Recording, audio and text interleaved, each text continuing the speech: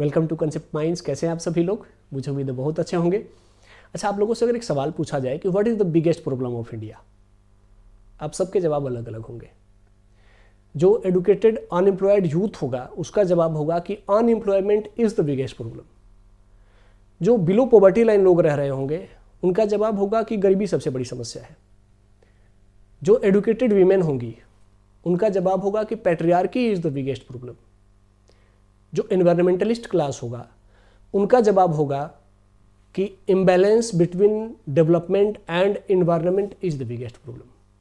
इसका मतलब है कि हम सब ने अपने अपने लेंस से अपने प्रॉब्लम को देखा और अपने प्रॉब्लम को ही देश का सबसे बड़ा प्रॉब्लम मान लिया, और हम भूल गए कि the root cause of all this problems is casteism.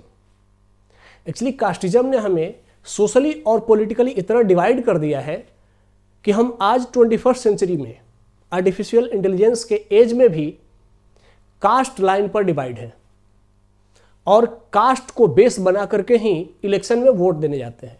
हम दुनिया की सबसे लार्जेस्ट डेमोक्रेसी होने का दम्भ भरते हैं, लेकिन जब हम वोट करते हैं तो कास्ट के आधार पर अपने रिप्रेजेंटेटिव को सिलेक्ट करते हैं, और जो कास्ट के आधार पर हमारा रिप्रेजेंटेटिव सिलेक्ट होता है वह कास्ट लाइन को ध्यान में रखते हुए हमारे लिए रूल्स, लॉ एंड रेगुलेशंस बनाता है। और जो अनएम्प्लॉयमेंट, पॉवर्टी, जेंडर डिस्पैरिटी और इन्वायरमेंटल प्रॉब्लम्स होती हैं वह उसके लिए सेकेंडरी प्रॉब्लम्स बनकर रह जाती हैं। अब क्वेश्चन उठता है कि कास्टिज्म आया कैसे हमारे यहाँ। इसका जवाब है British created casteism to rule us, and वो कैसे रूल करना चाहते थे? हमें डिवाइड करके। तो to divide and rule us British created casteism. तो अगर ब्रिटिश ने कास्टिज्म क्रिएट किया तो क्या कास्ट ब्रिटिश से पहले नहीं थी? ऑब्वियसली ब्रिटिश से पहले कास्ट थी, कास्ट सिस्टम भी था, लेकिन कास्टिज्म नहीं था। तो जानते हैं कि कास्ट सिस्टम एंड कास्टिज्म में क्या अंतर है। एक्चुअली एक सोशोलॉजिस्ट रहे हैं जी.एस. घुरे। जी.एस. घुरे ने कास्ट को डिफाइन करते हुए कहा कि caste is a close social group, एक बंद सामाजिक व्यवस्था है जिसका जो फीचर है वह हेरिडेटरी मेंबरशिप होता है, जिसकी सदस्यता वंशानुगत होती है, एंड उसमें इंडोगेमी का सिद्धांत चलता है। मतलब कि जो उसके वैवाहिक संबंध हैं वो उसी कास्ट के अंदर लिमिटेड होते हैं। साथ ही इनमें हायरार्किकल सिस्टम चलता है। हर कास्ट अपने से नीचे कोई ना कोई कास्ट जरूर ढूंढ लेती है और उससे ऊपर भी कोई ना कोई कास्ट जरूर मिल जाती है। इसी में एम.एन. श्रीनिवास ने भी कास्ट को डिफाइन करते हुए उसमें एक कंसेप्ट ऐड कर दिया, और वो कंसेप्ट था प्योरिटी पॉल्यूशन बिलीफ। क्या है वो? Purity pollution belief. Actually purity pollution belief के अंतर्गत एम.एन. श्रीनिवास ने कहा कि जब शुरू में सोसाइटीज एक साथ आसपास रहने लगी तो जो एक परिवार के, एक वंश के लोग थे, एक क्लैन के लोग थे, उन्होंने अपना एक कास्ट बना लिया, और उस कास्ट की प्योरिटी को बचाए रखने के लिए, कैसी प्योरिटी? ब्लड की प्योरिटी को बचाए रखने के लिए, कि हमारा ब्लड इंप्योर ना हो जाए, पॉल्यूट ना हो जाए, इसीलिए आपस में ही वैवाहिक संबंध स्टेब्लिश करना शुरू किया और खुद को दूसरे ग्रुप से अलग कर दिया। तो इस तरीके से दूसरे ग्रुप के गंदे ब्लड से अपने ब्लड को प्योर रखने के लिए कास्ट डेवलप हुआ। ठीक है? और जब कास्ट डेवलप हुआ तो अपने कास्ट को मेंटेन करने के लिए उन लोगों ने कुछ रूल्स बनाए, और जो रूल्स बनाए गए उसी को कास्ट सिस्टम कहा गया, जिसके माध्यम से कास्ट की व्यवस्था को, कास्ट के सिस्टम को चलाया जा रहा था। अब आते हैं कि व्हाट इज कास्टिज्म। कास्टिज्म का मतलब होता है कि discrimination on the basis of caste. Caste के आधार पर भेदभाव करना कास्टिज्म कहलाता है। एक्चुअली ब्रिटिश से पहले जो कास्ट सिस्टम थी उसके कुछ फीचर्स थे, जैसे जो कास्ट थी बिफोर ब्रिटिश वह एक सोशल आइडेंटिटी थी, क्योंकि हम सभी जानते हैं कि भारतीय समाज का जाति आधारित या जाति व्यवस्था आधारित समाज है। तो कास्ट आधारित आइडेंटिटी पहले से थी कि यह इस कास्ट के लोग हैं, उस कास्ट के व्यक्ति हैं, इस कास्ट के, इस आधार पर आइडेंटिटी डिवाइड थी, ठीक है। लेकिन फिक्स्ड पॉलिटिकल कैटेगरी नहीं बनी थी। जिस तरीके से आज हम पॉलिटिकली डिवाइड हो गए, उस तरीके से ब्रिटिश काल से पहले पॉलिटिकल डिवीजन नहीं था। साथ ही जो कास्ट है उसमें मोबिलिटी भी पॉसिबल थी। मोबिलिटी पॉसिबल का मतलब है कि एक कास्ट से दूसरे कास्ट में ट्रांसफर भी होता था। It was not very common, yes it was rare, but it was there, ठीक है। इसी को लेकर के जो एम.एन. श्रीनिवास है उन्होंने एक बुक लिखा है, a note on Sanskritization and westernization. उसमें वो लिखते हैं कि कास्ट सोशल आइडेंटिटी थी और उसमें टाइम टाइम पर मोबिलिटी भी होती थी। जैसे एग्जाम्पल में वो बताते हैं कि जो महाजनपद ईरा था उसमें एक क्षत्रिय क्लैन था यादव। आप सभी ने अगर महाभारत पढ़ा होगा या फिर भगवान कृष्ण के बारे में जानते हैं तो आप सभी जानते हैं कि वह चंद्रवंशी यादव कुल के क्षत्रिय थे। लेकिन उनके आसपास बहुत सारी ऐसी जातियां थीं जिन्होंने समय पर धीरे धीरे अपने सोशल स्टेटस को अपलिफ्ट करने के लिए यादव टाइटल को ऐड करना शुरू किया और समय के साथ उनका सोशल स्टेटस भी उसी यादव क्षत्रिय क्लैन के जैसा इक्वली हो गया। जैसे वृंदावन के निकट ग्वाला एक कास्ट हुआ करती थी, ठीक है। उसी तरीके से ईस्टर्न यूपी और बिहार रीजन में आहिर नाम की एक जाति हुआ करती थी, ठीक है। महाराष्ट्र में एक पशुपालक जाति है गवली, और आंध्र प्रदेश के रीजन में गोला नाम की एक जाति रहती थी। इन सभी जातियों ने अपने जो जाति का टाइटल था उसको चेंज करके और यादव जाति का टाइटल लगाना, यादव जाति का टाइटल यूज करना शुरू कर दिया। And after generations their social status had uplifted, और वो फिर यादव के रूप में जानी जाने लगी, ठीक है। उसी तरीके से एक जाति है कुर्मी, जो ईस्टर्न यूपी बिहार और वेस्ट बंगाल में लोग हैं वो जानते हैं। कुर्मी एक कृषक जाति है, फार्मर ग्रुप है, लेकिन उन्होंने एक क्षत्रिय क्लैन हुआ करता था महतो। तो कुर्मी लोगों ने महतो टाइटल ऐड करके और अपने सोशल स्टेटस को जनरेशनली महतो के बराबर करके और उसको अपलिफ्ट कर दिया, ठीक है।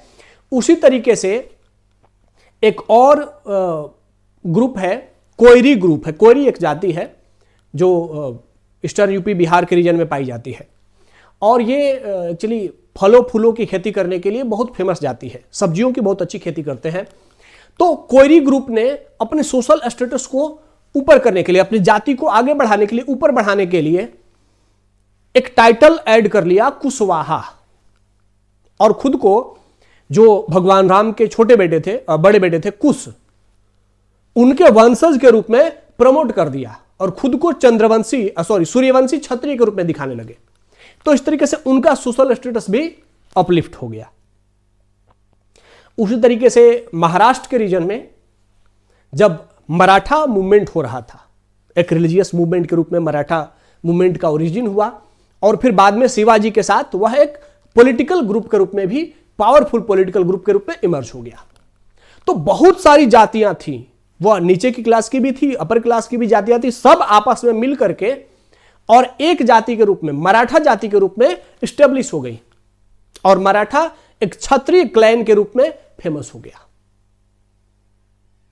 तो इस तरीके से हमारे देश में पहले जातियां थी, जातियों में फ्रिक्वेंटली परिवर्तन नहीं होते थे, लेकिन जनरेशन वाइज जातियां अपने सोशल स्टेटस को लिफ्ट कर पाती थी। क्यों लिफ्ट कर पाती थी? क्योंकि उनका कोई फिक्स्ड रूल बेस्ड नहीं हो गया था, वह कोई फिक्स सिस्टम के रूप में बंध नहीं गए थे, उनको रजिस्टर्ड नहीं किया गया था, तो उनमें मूवमेंट होता था। ठीक है। एंड मोबिलिटी के साथ साथ उन पर कोई स्टेट का कंट्रोल नहीं होता था, जो कि ब्रिटिश काल में हो गया। ब्रिटिश काल में कास्ट को बेस बना करके रूल बनाए जाने लगे। इससे पहले भारत में कभी भी, चाहे वो एंशिएंट टाइम हो या फिर मिडिवल टाइम हो, इस्लामिक रूल में भी हमारे यहां कभी caste based rules, political rules नहीं बनाए गए। ठीक है। और साथ ही कास्ट कभी भी, ब्रिटिश इरा से पहले कास्ट कभी भी पावर का सिंबल नहीं होता था। ब्रिटिश इरा से पहले पावर के सिंबल के रूप में किसको यूज किया जाता था? लैंड, भूमि को, जो जमीन होती थी, जिसके पास ज्यादा जमीन है उसके पास ज्यादा पावर है। किंगडम, इसको भी पावर का सिंबल होता था। यह जो राजा या उसके वंश से है वह ज्यादा पावरफुल है। ठीक है। या फिर क्लैन, क्लैन मतलब वंश, पूरा का पूरा एक ग्रुप। जैसे कुरु, मगध के रीजन में अनेक वंश आए, हर्यक वंश, नाग वंश, नंद वंश, फिर मौर्य वंश, मौर्य डायनेस्टी को लेकर के आगे आ गए। तो ये जो पूरा का पूरा कुल होता था, यह पावर के एक सेंटर के रूप में होता था। ठीक है। या फिर रीजन, रीजन का मतलब है कि 6th सेंचुरी बीसी के आसपास मगध एक पावरफुल रीजन के रूप में डेवलप हुआ। तो जो मगध के लोग थे वो दूर जाते थे तो अपने आप को मगध का होने का प्राउड फील करते थे, और यह उनके लिए एक पावर का सिंबल हुआ करता था। उसी तरीके से बहुत टाइम तक, गुप्ता इरा तक मगध पावर का सिंबल बना रहा। गुप्ता इरा के बाद जब हर्षवर्धन का टाइम आया तो उस टाइम में कन्नौज का रीजन पावर का सिंबल बन गया। उसके जस्ट बाद राष्ट्रकूट रीजन मतलब महाराष्ट्र का रीजन पावर का सिंबल बन गया। और उसके साथ साथ फिर तमिलनाडु में जब चोला इरा आया तो वह पावर का सिंबल बन गया। उसके बाद फिर जब इस्लामिक रूल इंडिया में आया तो दिल्ली के आसपास का रीजन पावर का सिंबल बन गया। फिर ब्रिटिश इरा में जब ब्रिटिश ईस्ट इंडिया कंपनी ने प्लासी एंड बक्सर के बाद बंगाल पर कब्जा किया तो बंगाल फिर पावर का सेंटर बन गया। और फिर जब 1911 में जब कैपिटल दिल्ली की ओर शिफ्ट हो गया कोलकाता से, तो फिर दिल्ली पावर के सिंबल के रूप में इमर्ज हो गया। इसका मतलब है कि हमारे यहां पावर का सिंबल, पॉलिटिकल पावर के सिंबल के रूप में ये चारों यूज होते थे, land, kingdom, clan and region, but caste was not a symbol of power before British rule. ठीक है। तो भाई ब्रिटिशर्स ने ऐसा क्या किया कि कास्ट को पावर सिंबल और पॉलिटिकल और सोशली डिविजिबल बना दिया। ठीक है। तो उसका जवाब है ब्रिटिश पॉलिसीज। अब ब्रिटिश पॉलिसीज कौन कौन सी है भाई? सबसे पहला है census turning caste into law. जैसे ही पहली बार 1871 से सेंसस होना शुरू हुआ, अंग्रेजों ने लोगों से उनकी कास्ट पूछनी शुरू की। इससे पहले कभी भी पॉलिटिकल क्लास ने लोगों का कास्ट पूछ करके उनको किसी एक कास्ट में रिजर्व नहीं किया था। लेकिन पहली बार जब सेंसस हुआ, जनगणना हुई, तो उसके साथ ही लोगों का कास्ट पूछा जाने लगा और कास्ट गवर्नमेंट के पास रजिस्टर्ड हो गया। तो इस तरीके से जो कास्ट रजिस्ट्रेशन हुआ, इसने अब जो मूवमेंट था कास्ट के बीच में उसको क्या कर दिया? ब्लॉक कर दिया। ठीक है। अब कास्ट जनगणना के माध्यम से क्या किया गया? हर इंडियन को फोर्स किया गया कि आप अपनी जाति बताओ, और उनको कोई एक परमानेंट कास्ट के रूप में रजिस्टर्ड कर दिया गया। उसमें बहुत सारी ऐसी कास्ट जातियां थी जिनको क्लियर नहीं था कि वो किस कास्ट से अपने आप को रजिस्टर्ड करें। उनको भी फोर्स करके किसी ना किसी कास्ट में डाल दिया गया। ठीक है। उसके साथ साथ caste ranking and criminal tribes. Caste ranking का मतलब है कि ब्रिटिश गवर्नमेंट ने पहली बार कास्ट को बेस बना करके गवर्नमेंट रिक्रूटमेंट में, सरकारी नौकरियों में, और उसके साथ साथ जैसे इंडियन आर्मी हो गई, या फिर कोई लीगल आइडेंटिटी करनी हो, या फिर गवर्नमेंट रिकॉर्ड में ऐड करना हो, तो इन सब में कास्ट को क्या कर दिया, ऐड करके, और एक परमानेंट आइडेंटिटी दे दी। ठीक है। उसके साथ ही सरकार ने कुछ ट्राइब्स को क्रिमिनल ट्राइब डिक्लेयर कर दिया। सरकार ने 1871 में एक एक्ट इंट्रोड्यूस किया, क्रिमिनल ट्राइबल एक्ट 1871। और इस एक्ट में उन सभी जातियों को जो ब्रिटिश गवर्नमेंट के अगेंस्ट रिवोल्ट करने में, विद्रोह करने में बहुत ज्यादा आगे थी, उनको क्रिमिनल बाय बर्थ डिक्लेयर कर दिया, जिसमें कि बहुत सारी जातियां आ गई। और उन जातियों को जैसे गुज्जर, जाट, अहिर, खरवार, डोम, ये जो आक्रामक जातियां थी, जो क्षत्रिय क्लैन को रिप्रेजेंट करती थी, उन क्षत्रिय क्लैन को, आक्रामक जातियों को उन्होंने क्या किया, क्रिमिनल बाय बर्थ डिक्लेयर करके और सोसाइटी से बाहर फेंक दिया। तो जैसे ही सोसाइटी से बाहर फेंका गया, उन जातियों का जो सोशल स्टेटस था वो अपने आप नीचे गिर गया। उन पर सर्विलांस रखा जाने लगा, उनका सेटलमेंट फोर्सली, बाय फोर्स गांव से बाहर कर दिया गया। ठीक है। और उनके घूमने फिरने में रोक लगा दी गई, रिस्ट्रिक्शंस लगा दिया गया। तो वो क्या हो गई, सोसाइटी से कट के बाहर चली गई। तो इस तरीके से उनका सोशल स्टेटस और उनको एक अलग जाति डिक्लेयर कर दिया गया, क्रिमिनल जाति, क्रिमिनल ट्राइब। तो इस तरीके से कास्ट सिस्टम बन गया। आर्मी रिक्रूटमेंट में भी ब्रिटिशर्स ने 1857 के बाद एक कंसेप्ट यूज किया, मार्शल रेस थ्योरी। ठीक है। और उस मार्शल रेस थ्योरी में, मार्शल रेस थ्योरी, इसमें उन्होंने उन सभी जातियों को जो कि 1857 के रिवोल्ट में ब्रिटिशर्स के सपोर्ट में थी, उनको मार्शल रेस डिक्लेयर कर दिया। और मार्शल रेस डिक्लेयर जैसे ही किया, उनका सोशल स्टेटस क्षत्रिय के बराबर हो गया। तो मार्शल रेस में उन्होंने किसको शामिल किया, पंजाबी मुस्लिम को, सिख को, गोरखा को, जाट को, इनको मार्शल कॉम डिक्लेयर कर दिया। और जिन्होंने 1857 का रिवोल्ट किया था, उनको उन्होंने वीक रेस डिक्लेयर कर दिया कि ये बहुत कमजोर प्रजाति के लोग हैं। तो इस तरीके से वो क्या हो गई, एक निचली जाति की स्टेटस में चली गई। और जो मार्शल रेस के अंतर्गत जिस जातियों को उन्होंने लिया, जिन्होंने 1857 के रिवोल्ट को दबाने में अंग्रेजों का साथ दिया था, उनको एक अलग क्षत्रिय क्लैन के रूप में रजिस्ट्रेशन मिल गया। 1933 में एक ब्रिटिश स्कॉलर ही हैं, सर जॉर्ज मैकमन, उन्होंने एक बुक लिखा, the martial race of India. और उसमें उन्होंने डिक्लेयर किया कि कैसे ब्रिटिशर्स ने, उन्होंने बताया कि कैसे अंग्रेजों ने 1857 के रिवोल्ट में उन जातियों को जिन्होंने उसको सप्रेस करने में ब्रिटिशर्स का साथ दिया था, उनको मार्शल रेस डिक्लेयर करके और उनको ऊपर वाली जाति बना दिया। इंपैक्ट क्या हो गया कि वो जो मार्शल रेस थी वह आर्टिफिशियली हायर क्लास में चली गई। ठीक है। और इस तरीके से उनका एक अलग जाति बन गया, परमानेंट जाति बन गया। उसी तरीके से divide and rule theory, rule through politics. Through politics का मतलब क्या कि सरकार ने क्या किया कि कुछ लोगों को अलग अलग टाइम पर क्या किया, सेपरेट इलेक्टोरेट सिस्टम के माध्यम से अलग करके और अलग जाति के रूप में रजिस्टर्ड कर दिया।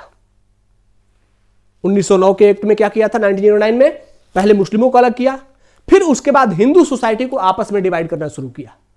1919 में, 1935 में, और 1935 में तो यहां तक आगे बढ़ गए कि जो सोसाइटी का शेड्यूल कास्ट था उसको भी एक अलग स्टेटस दे दिया। ताकि सबको डिवाइड कर दिया जा सके और पॉलिटिकली डिवाइड कर दिया जा सके कि सोसाइटी फिर से एक नहीं हो सके।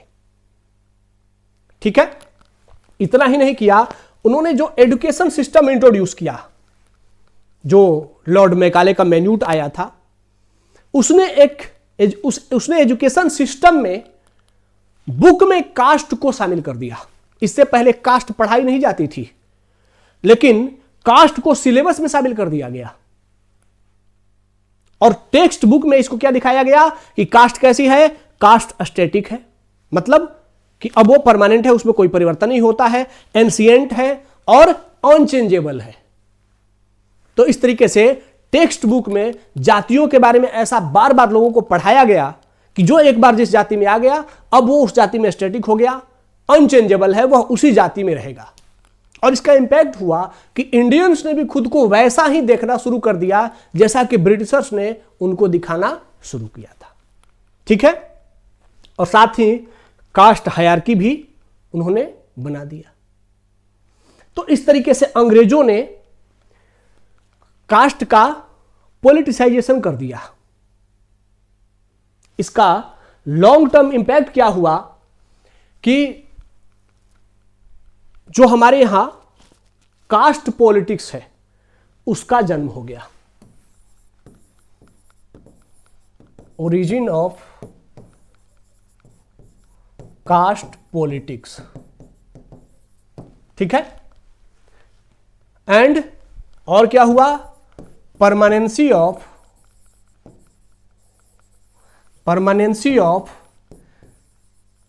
Caste discrimination.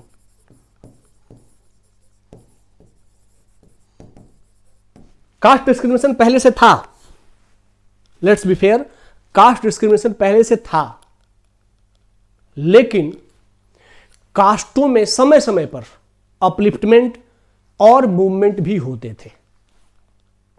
ठीक है, लेकिन ब्रिटिशर्स ने उनको परमानेंट बना करके, अलग बना करके आपस में इतना डिवाइड कर दिया कि अब कास्ट में परिवर्तन, उनके सोशल स्टेटस में परिवर्तन बंद हो गया। तो इस तरीके से ब्रिटिशर्स ने कास्ट को क्या किया, फ्रीज किया, वेपनाइज किया और पॉलिटिसाइज किया और डिवाइड करने के लिए यूज किया। तो इस तरीके से मुझे उम्मीद है कि कास्टिज्म को कैसे ब्रिटिशर्स ने इंपोज किया है आप लोगों को समझ में आ गया होगा।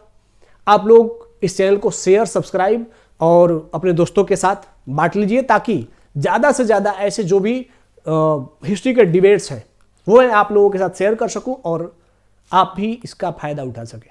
ठीक है, तो नेक्स्ट वीडियो में हम फिर से ऐसे ही किसी टॉपिक के साथ मिलेंगे। आज के लिए इतना ही, धन्यवाद, जय हिंद।